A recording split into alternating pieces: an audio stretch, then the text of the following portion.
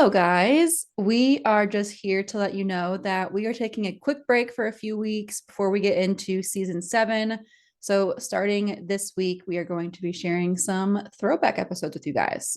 We have picked some of our favorite episodes to share with you guys. We're so excited to be planning season 7, but we will be taking a little bit of a break. We'll be back on September 20th, but until then, make sure you enjoy these throwbacks. If you've been meaning to get to an episode, go back and listen to it. Make sure you enter your questions on the website about upcoming topics that you want to hear us chat about, and go watch our YouTube videos as well, because we are also there. Yeah, it's like the lesser known platform, but it's fun because you can see our faces and see our reactions when we mess up words or say dumb stuff. Enjoy the break. We will see you guys back in September. And until then, we love you and we miss you. Yeah, take care of yourself. Enjoy the end of summer. Hello, everybody. Welcome back to the Up-Beet Dietitians podcast. Hello, everyone. Today we are bringing you a very fun and very controversial, up-to-date, present day. I feel like this is a very new thing. Topic today. We will be discussing Noom and kind of talking about what it is, the pros of Noom, whether or not it's a diet, which it claims not to be. And of course, we always give our final thoughts at the end. So stay tuned. This is going to be a great episode. I know this is something that I think has picked up a lot more traction over the past couple of years. So it'll be good to talk about. I feel like Noom's been around for kind of a long time, but like I feel like recently it's becoming more popular, which I guess is how all like businesses and diets specifically work, is they got to start with something and then they kind of just grow from there. But yeah, I do feel like it's more popular now for sure. I think there's just a lot more like commercials about it. Like that's probably it. Yeah, that's what I've noticed. And I think I've seen more Noom commercials than Weight Watchers commercials. Yeah, I feel like you're right. They've been around for a long time, but they just now have the money to spend on marketing. Yeah. So let's get into it. What is Noom? So Noom was founded in 2008 by two men, and it was founded with the purpose of focusing on health care instead of sick care, like apparently how the American healthcare system actually focuses on, which I do agree with that. Yeah. The healthcare system focuses much more on not really prevention, just kind of symptom management. Yeah. The fact that a lot of insurances won't cover people to see dietitians for preventative care is a pretty big indicator of that. As someone who works in healthcare, I get real fired up about that on the regular basis. So I definitely agree with that part of Noom. Yeah. But potentially, if you've heard of it, you've known it more so as a very popular weight loss app. And it claims to be the last weight loss program you will ever need. And they call themselves anti-diet. And we're going to talk about if this is true. But for right now, we want to talk a bit more about our personal experiences with Noom. And this is actually something that is a bit different than I feel like the other ones, because we don't really have as much personal experience with them as much. Can't say I've tried out keto, can't say I've tried out Herbalife. I'm blanking every single other one. I was vegan for Weight 2 Watchers. hours. You were vegan for an afternoon. We all know how that went. Yeah. Other than that though, like I wouldn't say we tried the program, but we did sign up for it. So that is more than we normally do. Yeah. But essentially something else I forgot to know about Noom is they pride themselves in focusing on the psychological and behavioral side of weight loss, which is something that is much more up to date. I feel like a lot more people are having discussions around this. This is something a lot more dietitians are focusing on. So in the grand scheme of things, it's a good idea. But we're going to kind of talk about what this exactly looks like and whatnot. So Hannah, start us off though. Tell us about your experience with Noom, what you discovered, what were red flags, what are your final thoughts, at least about your experience? Yeah. Okay. So I signed up for Noom, but I'll get to this, but I didn't end up paying for it. So you get to the end after you do like the questionnaire and all of that, but they don't actually like give you a coach or a calorie goal or any of that until you like actually sign up and pay for the app. And I was not about to like spend my hard-earned money on Noom. I would never do that. But I did do the initial part just to kind of get a gist of what it is. I do have a lot of clients that have done it or ask about it. So I thought not only for like the purpose of the podcast and like social media, like talking about it, it'd also be good just to know for my client's sake too. But yeah, anyway, I did sign up, and the first thing they had me do was choose a goal weight. And this is, I think, very funny because I am at a weight I feel very comfortable at. I've weighed the same for about 5 years, which is a really good indicator that I'm at a weight that I'm meant to be at, because throughout the last 5 years and like minor life changes, my weight has kind of just like stayed the same. But Noom let me have a weight goal of really as low as you want to, but they recommended based on my height, a weight goal of 120 to 160 pounds. And so me being my dramatic self, I was like, yeah, let's shoot for 120, even though I have not weighed 120 since I was in like 4th grade and I was a super tall 10-year-old. Like, I'm not meant to weigh 120 pounds. I know that. But if I had really unrealistic expectations or bad body image or an eating disorder, I might think that 120 is the way I have to be at. I feel Or like if, sorry, go ahead. I was just gonna say, I feel like that's what most people's perspectives would be like, if this is my range, I want to be at the lowest possible. Exactly. And that weight goal or that range they spat out is just based on my height. It doesn't take into account like muscle mass or activity level or genetics or my actual daily intake. And it does get more personalized as we go along, and I'll explain that. But right off the bat, like, it let me set a weight goal that was not realistic for me. And so it's automatically setting me up for failure, because even if I do get to that goal weight, my body's way more comfortable at like 175, and it's just not going to let me hang out at 120 for very long. So that was red flag number one. Yeah, especially since that was so early on in the first step. It was like right away, this is the weight you're going to aim for. Yeah. So this is going to be your measure of success. Exactly. And I could have chosen like 160, and that'd be a lot less weight for me to hypothetically lose. But again, if I didn't know any better and I thought I had to be at 120, or that, thinner is the best, so let's shoot for the lower end, then I would have chosen that, and Noom would have allowed me to do that and give me a calorie goal that would lead to me getting to that weight that is like 50 pounds less than I'm supposed to be at. It's just crazy because we actually have to do an episode on BMI. We'll get to that in the future. We really want to talk about that, but there's no way that everybody at my height of like 5 foot, how tall am I? Like 5'7", 5'8", is going to weigh the exact same. That's just not how bodies work. We're meant to be very diverse. And so that's why goal weights are garbage. And you can't really have a number in mind if you are trying to lose weight, because first of all, even if it's a weight, your body might not let you. And even if it's a weight you've been at before and felt comfortable at, that could have been a season of life that was totally different. And that might not be your set point weight anymore, which we should do an episode on that as well. The set point weight theory. I agree. Which, if you guys don't know, I'll give you a brief synopsis. It's basically the weight your body wants you to be at. And it's a theory. It's not super duper evidence-based yet, but anyway, we'll explain that later, I suppose. Yeah. Okay. So that was the first step. They gave me a goal weight. I chose 120 because I wanted to see how dramatic I could be. Let's see. And then the next step was they have you complete like a super long questionnaire, which I think it's good that it was very extensive. They asked about like chronic diseases, like if I have diabetes, high blood pressure, family history of these kind of diseases as well. It asked like how many meals I eat per day. It did ask some like psychological questions too. Like I think it asked like about like stressors and just like daily life in general. But a big red flag that I noticed is that they did not ask if I had any history of disordered eating habits or an eating disorder. So since I didn't ask that, and if I did, which I do actually, I don't have an eating disorder history, but I do have a history of orthorexia and disordered eating.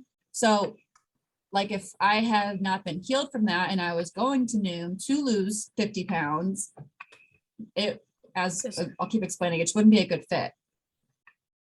But they don't even like ask that or like ask it. And then if you say yes, they say, maybe you shouldn't do this. You should go see a dietitian or a therapist or something.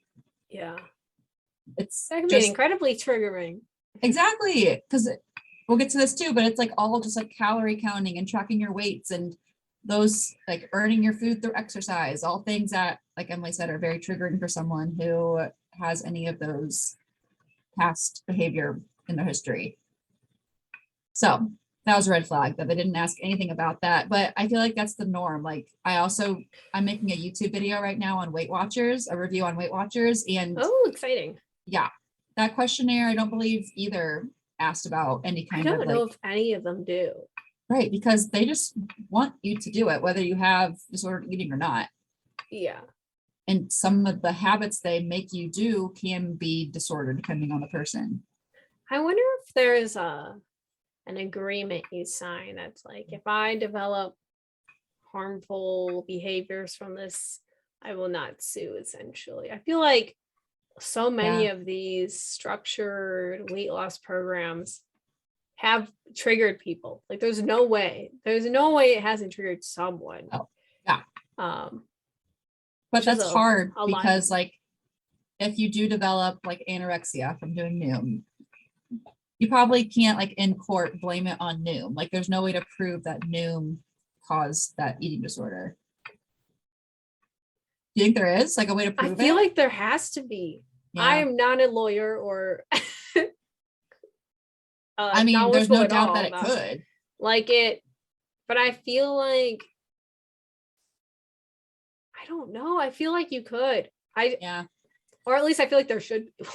Oh, I think you should be able to, because it definitely can and will for a lot of people, but yeah, it'd just be hard to prove because it is such a multifaceted, is that right? The right word? Multifaceted disease or disorder. That it'd be hard probably in court to like blame it on this app that I used, even though it probably is the main thing that triggered it for some people. Yeah. But anyway, I completed the questionnaire. Big red flag there is that they didn't ask if I had any history of disordered eating. But after I did the questionnaire, they gave me a timeline and they said that I could reach my weight goal of 50 pounds down from my current weight, which I feel very healthy at. In what did it say, like 6 months or so? I don't remember, but it essentially added up to being like 1 to 2 pounds a week, which we talk about this in the weight loss episode, which is our most popular episode. So go back and listen to that if you haven't yet. That's generally a fine weight loss goal for most people. But again, I don't love the idea of giving a goal weight or a goal weight loss range to like shoot for each week, because then if you have a week when you're losing weight that you actually gain weight or you lose less than 1 or 2 pounds and you feel like you're failing, even though it's just your body being normal and like having normal fluctuations. Yeah. And so even though that 1 to 2 pounds a week might be a good recommendation for some, again, for me, that'd be a terrible recommendation because I don't need to lose 1 or 2 pounds a week. I wonder if do you think the time, I'm wondering what would change depending on like how much weight you need to lose. Like I feel like they would just say 1 to 2 pounds no matter what. I think they did because they would change the duration. Exactly. I bet I could have, if my goal weight was to get down to 160, it probably would have had me losing that in like a month or two, I guess. Yeah. But then I'm sure they would be able to reel you in after that to pay for something to maintain the weight loss or whatever. I actually don't really know what happens once you reach your weight loss goal.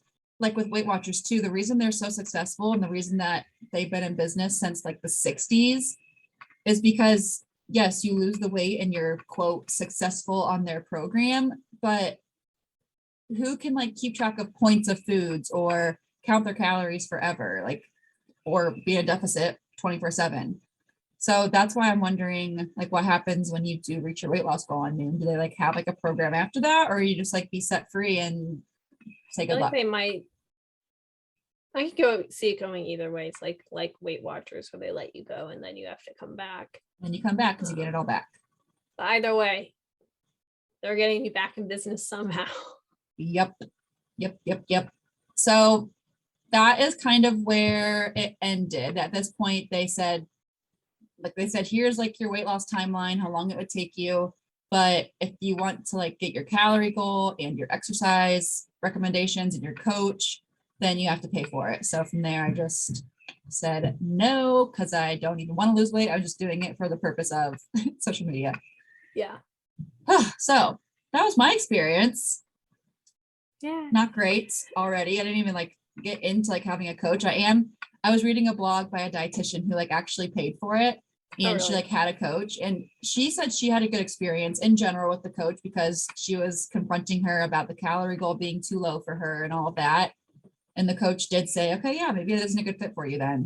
But I think that really depends on the coach you get. I'm sure there are some coaches who are like, no, 1,200 calories or you're out of here. Yeah. And also your like comfortability confronting your coach rather, or being like, oh, they know. I know so many people probably would go and be like, they know everything that I need to know to be successful. And they just put that trust into them. And that's not on the clients. That is on the coaches. Noom. Yeah. And Noom. And on Noom for getting coaches that I can almost guarantee are not dietitians or any kind of like actual healthcare professional. No. Most case scenarios, if they are dietitians, programs will be very upfront about calling them dietitians. Mm-hmm. We want you to know. Yeah. I think I looked it up. It said virtual health coach. So, yeah. The phrase health coach just triggers me. Yeah. Just don't like it. There's a time and place. Like where I work, for example, a health coach could do the job of getting someone's blood pressure reading and giving it to the dietitian or the NP, or they could help like run a health fair and hand out things on, I don't know, a low sodium diet. I don't know. But a health coach shouldn't be someone you're like checking in with constantly for nutrition, exercise advice. Yeah. Generally out of their scope legally, but you know, that changes state to state. Yes. Yeah. Okay. Anyway, Emily, what was your experience like? So I did the other route. There's a route. There are two routes you can go with Noom. No, I almost said Zoom. This is not a Zoom. No. We love Zoom. Noom. Yeah, we like Zoom a lot. Yeah. There's the weight loss route, and then there's the stress and anxiety relief portion of Noom, which I had never heard about before until I signed up. I was like, I know everyone knows about the weight loss one. I'm going to try out this other one. And it talks a lot about how they talked about like those psychological influences and understanding that. They talked about cognitive behavioral theory and how that backs up the majority of what they do and how they utilize mental health resources. And I was just very surprised because I thought this was a weight loss app. And I was like, what is this doing with stress and anxiety relief? It almost felt like to me, it should have been a different app. Like if this is going to be mental health related, this should be something else. Maybe like Moon for mental health. Noom. What'd you just say? Moon. Like the rock in the sky, you know? Like Noom backwards? No, I was going to say M for mental health. Moon, not moon. Yeah. Moom and Noom. Moom and Noom. Noom for nutrition, Moom for mental health. I should trademark that so if they take it, it'll pay me. Yeah, you need to buy that domain right now. Yeah, watch out. Moom.com. I'm going to Google that while we're talking about this. But essentially, it asked me a lot of different questions. Is this real? Moom is a hair removal business. Oh, okay. Well, it's already trademarked then. So, well, shoot, I don't know if it's trademarked. You might be able to steal it, but it definitely has. They have a domain at least. Anyway, cool. Essentially, it asked me a lot of feelings. Asked me a lot of questions. I can't talk today. Apparently, had me answer a lot of questions about anxious thoughts, any triggering stressful situations, stuff like that.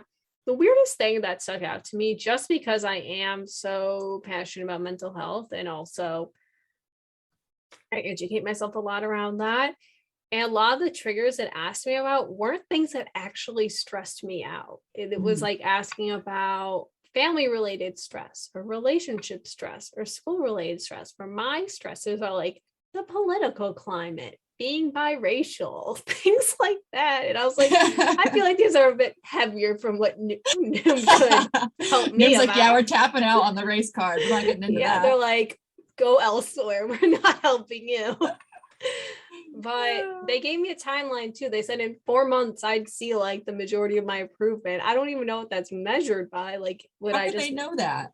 I don't know. Apparently within, I think I might misquote this. I was going a bit quickly through the questionnaire. It kept telling me random facts and I like was kind of flying through.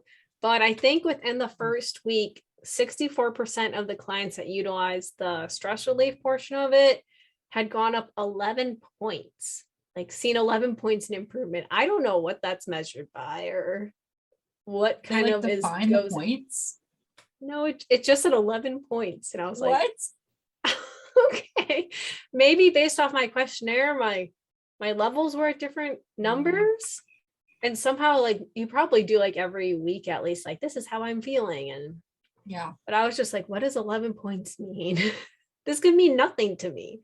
Yeah, if you don't define it. But essentially, I already see a therapist. I don't need to use Noom for my issues. But no, it was interesting because like no one ever talks about this side of it, and it felt very out of place. I was reading through the website, like I read through almost every single one of their tabs and whatnot. And it doesn't really talk about stress relief. It talks a little bit about it, like stress management, but the main focus is around like healthcare, weight loss, stuff like nutrition, stuff that of that sort. Yeah. So it felt very out of place to me. And right. Whenever they do mention mental health, it's how it can relate to your weight loss. Yeah. That's like the only way they ever advertise it. Yeah. That's weird. I didn't even know they had this part of it until you just told me before we started recording. That's very odd. Yeah. I did not know either. Huh. I personally would recommend therapy. Yeah. You need to work on mental health, but do you get a coach for the mental side of things too? I don't know. Because I feel like I that would could hope be not so. good.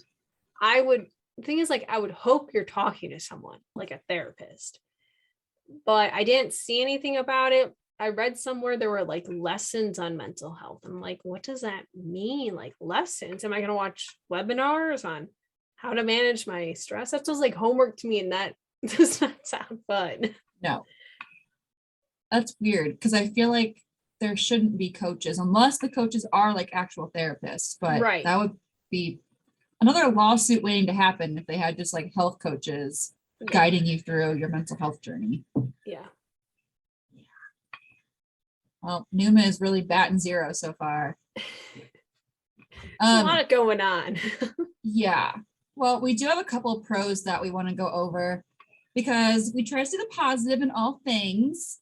But as we'll find, the negatives in this case really do outweigh the positives. One of the pros is that you have a coach. Like, it's not like they just like give you a calorie goal and kind of kick you out and make you do it on your own. So that is great that you have someone to check in with, be accountable to, ask questions to.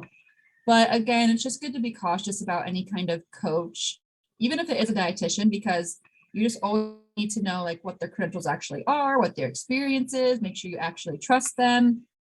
That goes for like doctors too. Like there's always going to be someone who's not a good fit for you, even if they are qualified to do the job they're doing. So that's just something I like to point out. Like they have a coach, but if they're not a good fit for you, that kind of stinks.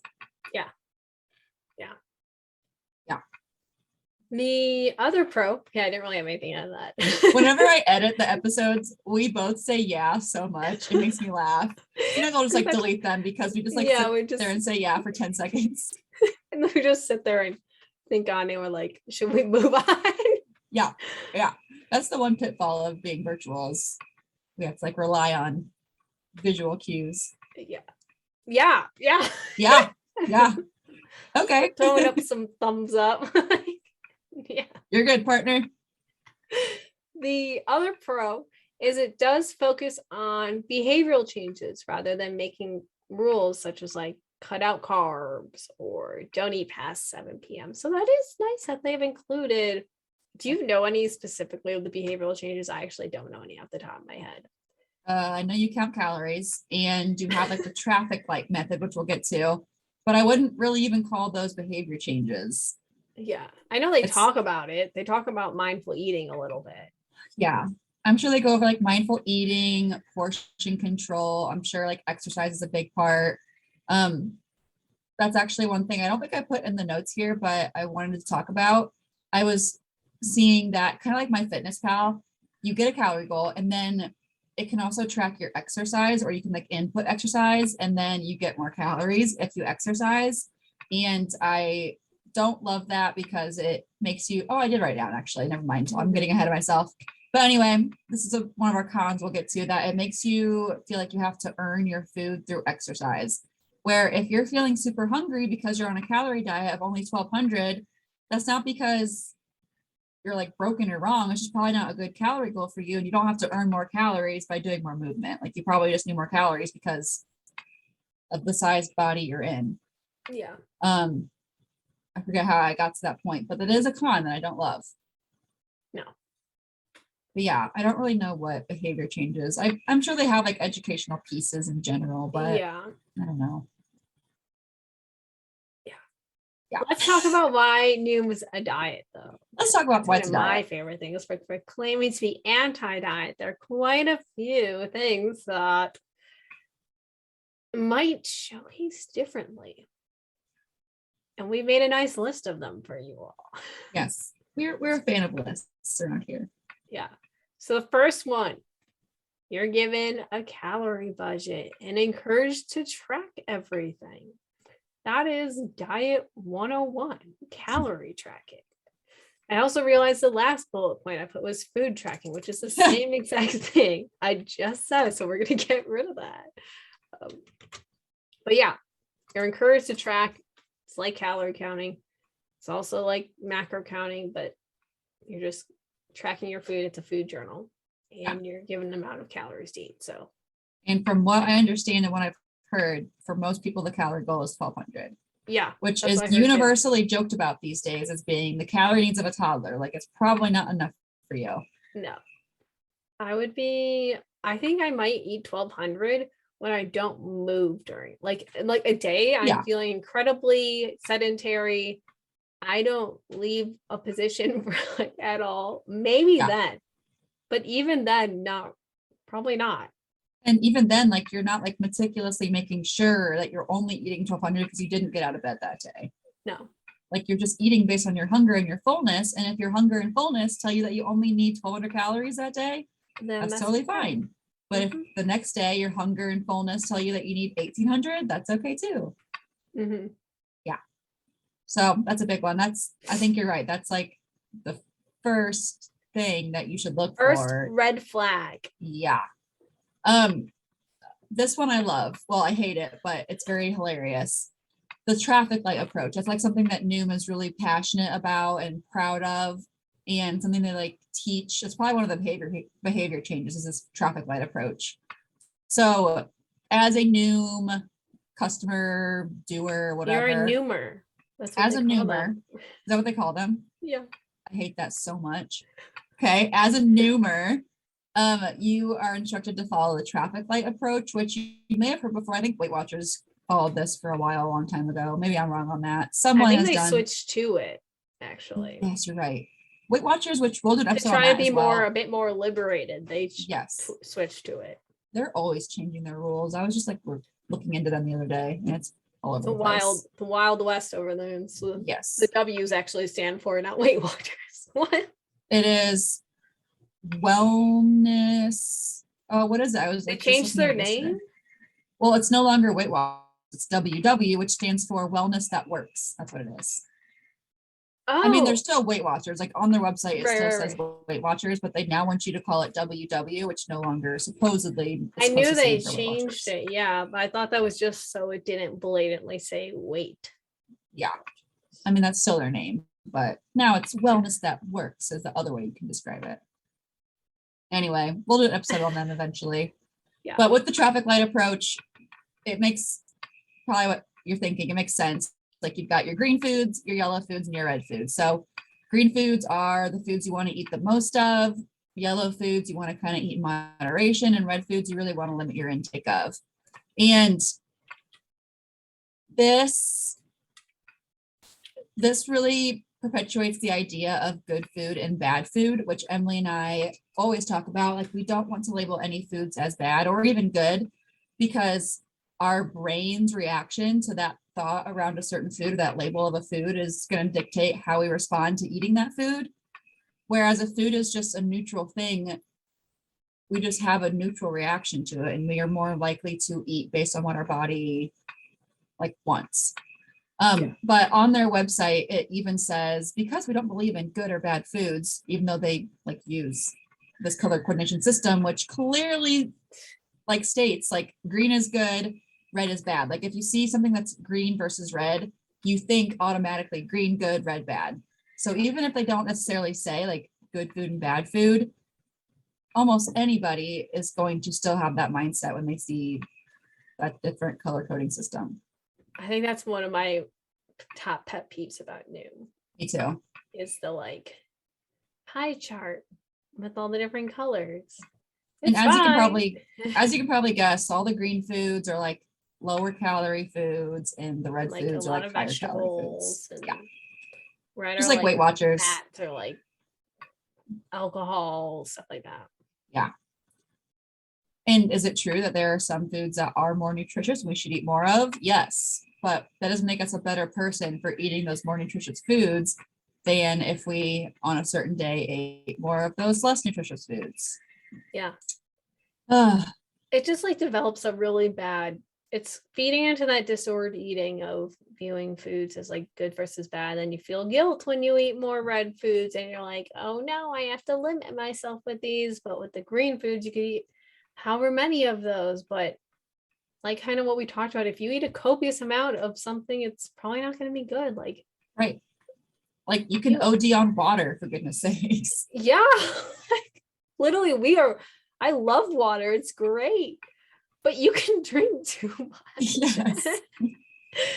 And it's all about balance. Yeah. With everything we talk about. Yes. I know it's only broken records, but it's so true. Another thing, and I know again, Weight Watchers is very similar. I'm realizing they have a lot of similarities to Noom. A lot of those red foods are higher calorie, but the great thing about high calorie foods like nuts and seeds and avocados and that kind of stuff is because they're high in calories, they're very, very filling. So most people don't feel the need to eat like 3 avocados. Like that's just, oh my gosh. We're usually pretty satisfied after a serving, which is like a half or whatever. Or whatever serving it is to you. There's no discrepancy on that. But yeah, that's another point I like to make too. Like high calorie is not bad. No.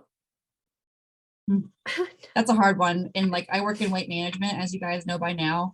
And people are like so afraid of like nuts and peanut butter. And I recommend that to everyone. Me too. I'm like, those for snacks. Yes. Like, yes, if you eat a whole container, is it going to be 500 calories? And that might be too much for your calorie needs that day. Yeah. But like if you have a good serving for you and you balance it in a nice snack with a string cheese and a piece of fruit, not just like a giant thing of nuts, because you will overeat that, you're way less likely to overdo it. And it's actually a really great snack. And it's going to provide a lot of key nutrients for you. Yeah. And also don't eat it out of the containers. Oh yeah. Like that's such an easy way to overeat anything, but especially nuts, I feel like. Yeah.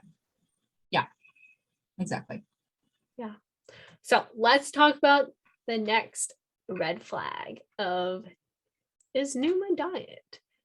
They recommend daily weigh-ins, and this drives me nuts.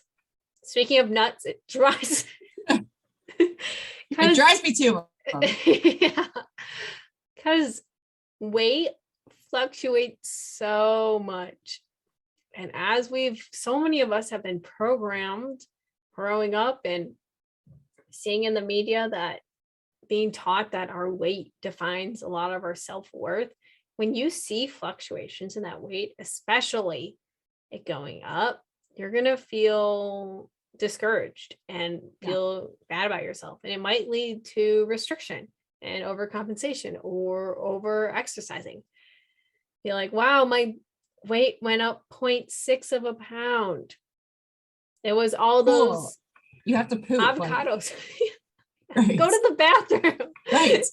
Go take a dump and get weight again. It'll be down, I Yeah. promise. Also, like your liquid intake, specifically your water intake, affects your weight every single day. The types of food, the time of day, your clothing, whether or not you went to the bathroom. There are all these things that influence weight, and it's completely normal to fluctuate. I think it's 2 to 4 pounds is the fluctuation. I don't remember the exact number. Yeah. But like every day you can fluctuate, and it's completely normal. I promise you, you're not going to put on 5 pounds of fat overnight. Like, Exactly. you might have ate a really high sodium meal and drank 1 million gallons of water, and it just all retained in your body. It's not, yeah, but it's very discouraging, because then also if you're constantly checking in with that goal rate they gave you. Like, so for example, if you like 1 to 2 pounds every week, like what if you hit your 2 pounds halfway through the week and then you gain it all back? Yeah. And that will happen. Like, that's just how it works. That's incredibly demoralizing. I typically don't even recommend my weight management people to weigh themselves more than like every 2 or 3 weeks. Preferably not at all, because I feel like everyone's happier involved and we focus more on those non-scale victories. But daily is just so hard on your mental health.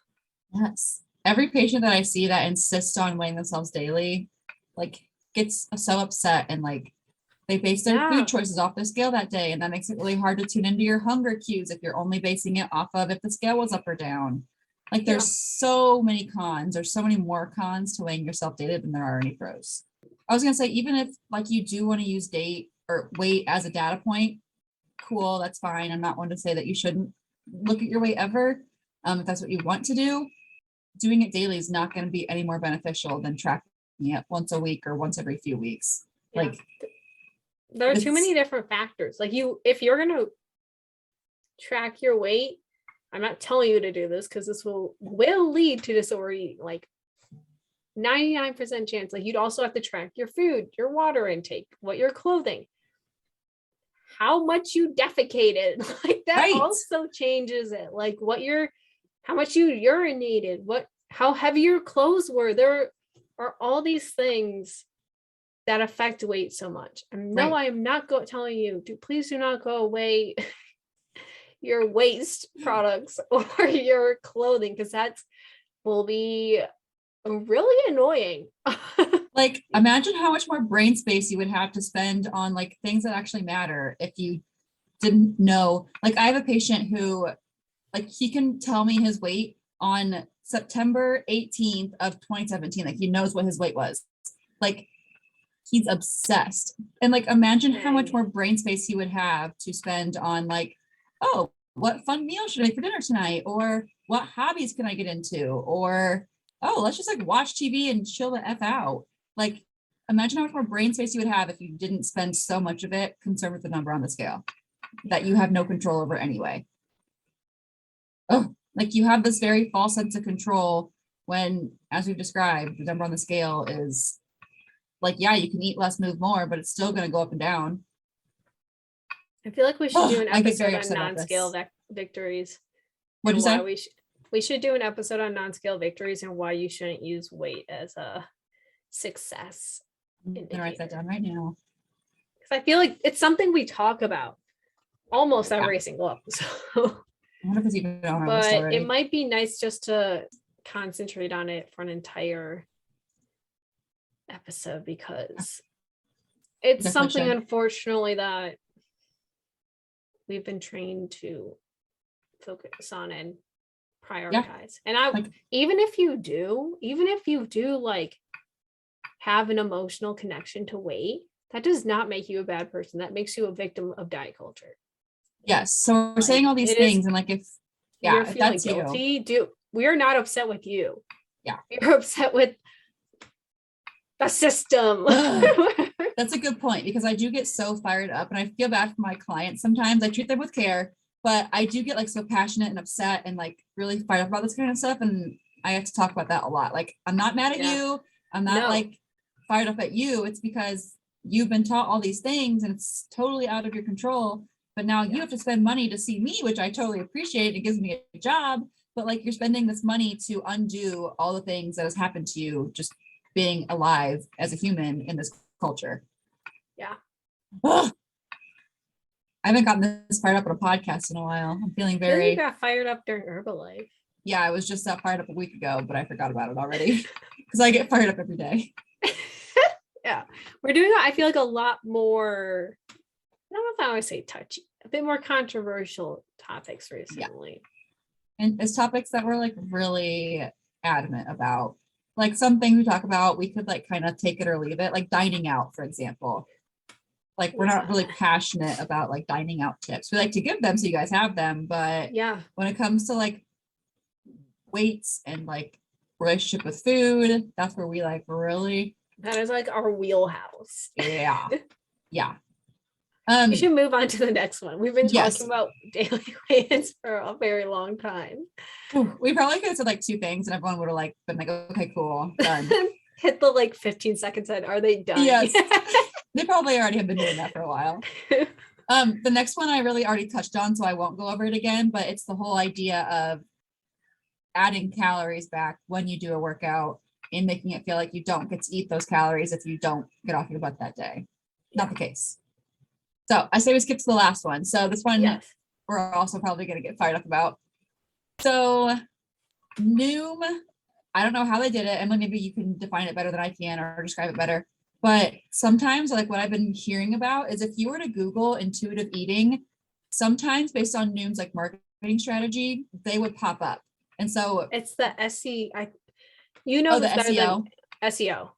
Like if you look up registered dietitians or intuitive eating, they are most case scenarios the number one thing. So they're using SEO to like make themselves on the homepage. Oh, and because they're so popular that they're popping up all the time. Oh my gosh, okay, that totally makes sense. So imagine you're trying to better your relationship with food, trying to get out of the diet culture space, and you're like, what is intuitive eating? And you put it in the good old Google, because that's what most of us do. Yep, a lot of things. And then that's the first thing to pop up. Yeah. So so upset. I know.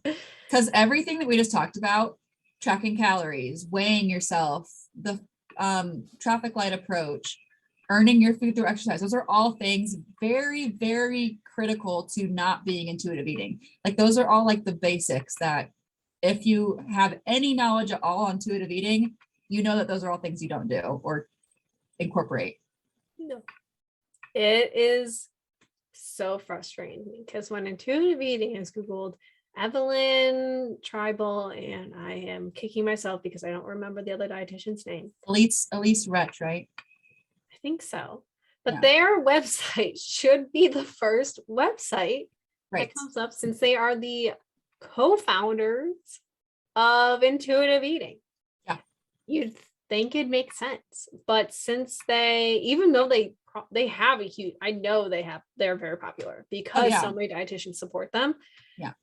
And just general other healthcare professionals are kind of incorporating intuitive eating more. Yeah. The book is very popular. That a weight loss program is the number one search result under intuitive eating.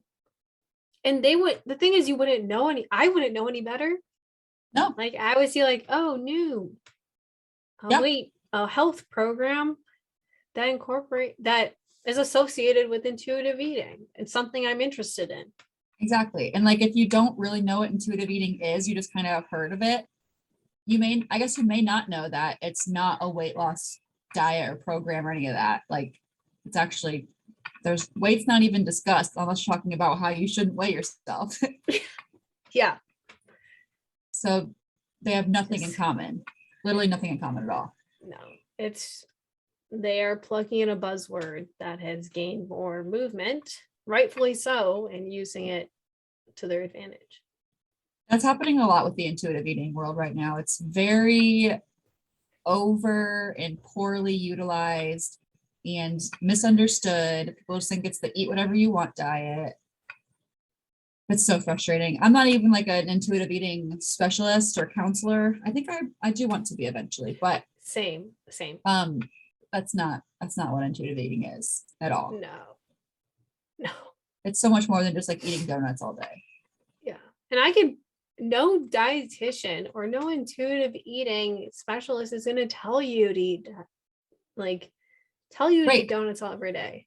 One of the main parts of intuitive eating is the aspect of gentle nutrition, which means you honor your health. You actually like take care of your body. You're not just eating things that, yeah, it tastes really good, but maybe aren't the best for you nutrition wise. Like it's not just eating whatever you want. It's a whole framework and it's scientifically backed. And it's so much more than just eating whatever. Yeah. I think that's something I have talked to so many people about how I support intuitive eating. It's something I actively incorporate in my practice. They're like, oh, so you just tell people to eat whatever they want. I'm like, do you really think I am out here like having these appointments just saying like, oh yeah, eat all of that pizza and eat only pasta and never eat a vegetable and go do all these. I'm like blanking on any other thing. Don't eat all the sodium. I'm trying to think of like all the scare tactics, like eat all the high fat foods and eat all the sodium and eat all the eggs, eat 60 all the carbs. Yeah. Just eat whatever. No, it's not what it is. It's teaching health in a way that actually improves your health rather than just focusing on weight loss. Yeah.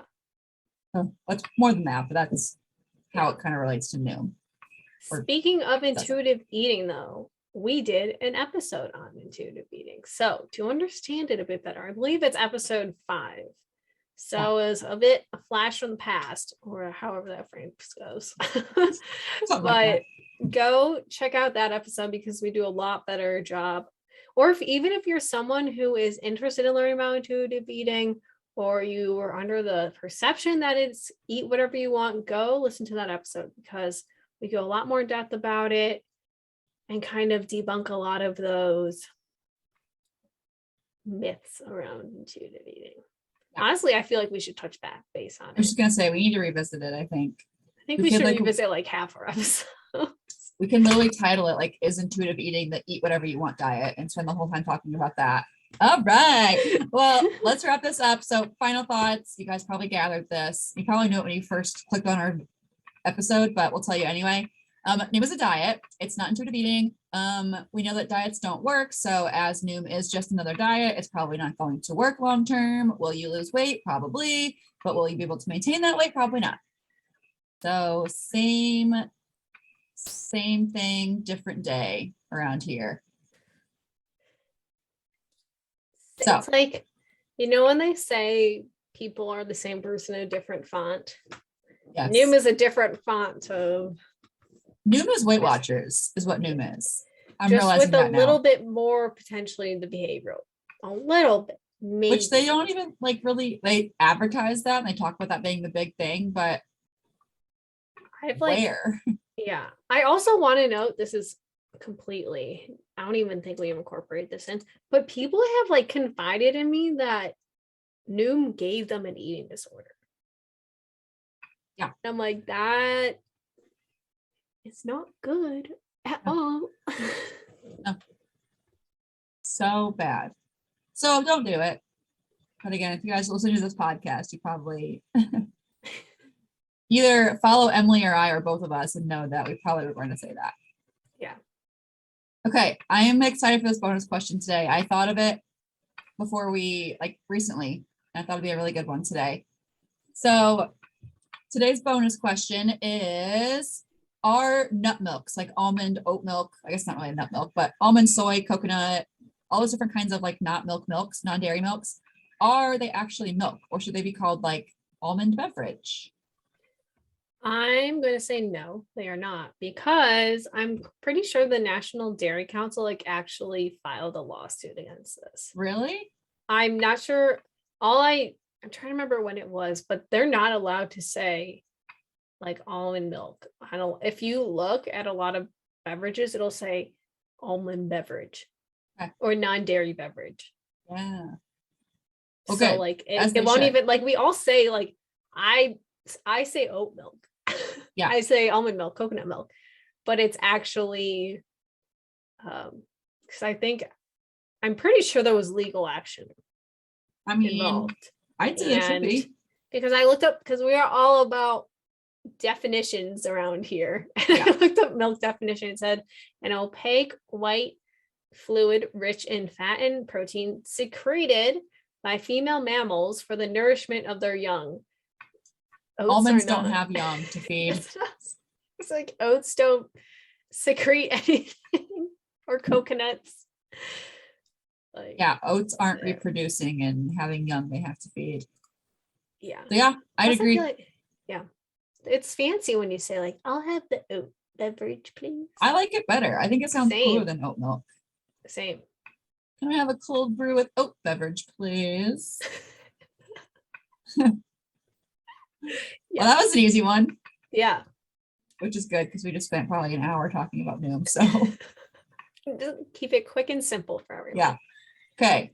Cool. Nut milk should be called nut beverages. Yeah. I listened to a podcast actually where I got this idea, and the host called it Nutterade, like Gatorade, but I with nuts. don't like that. I know. I thought it was so funny. Nutterade. Nutterade. Why are they going after Gatorade or Powerade? I know. Interesting. So good. So good. I like nut beverage. Sounds Me too. fancy. Nut beverage. Love a nut beverage.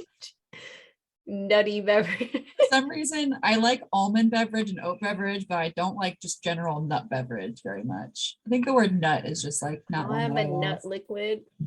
Oh, nope. Nope. Yeah. Anyway, Yeah. thank you guys so much for listening to this episode. Wait. Oh. It could be nut water. I Ew, feel like that that's more sounds accurate. gross. It's more There's- accurate, but it sounds really gross. I'll have almond water. Ew. Okay, I that's think my of like final. a LaCroix that's like almond flavored. Ooh. No, I that feel sounds disgusting. If you got like one of those, I'm thinking of like a baked good, like an almond, but like flavored water. I don't know, maybe it'd be sweet. I also don't like flavored water, so maybe it wouldn't taste good. Yeah. But okay, No. anyway, sorry. Do your outro. Okay, I had to give it a outro. thought. Cut to outro.